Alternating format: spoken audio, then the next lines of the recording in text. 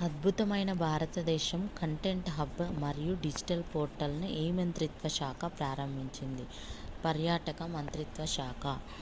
పర్యటన మిత్ర మరియు పర్యటన దిది అనే జాతీయ ప్రోగ్రామ్స్ను ప్రారంభించిన శాఖ పేరేంటి? పర్యాటక మంత్రిత్వ శాఖ. 2025లో భారతదేశంలో తన ప్రారంభ ప్రపంచ కప్ నిర్వహించబోయే కొత్త ఆట పేరేంటి? ఖోఖో.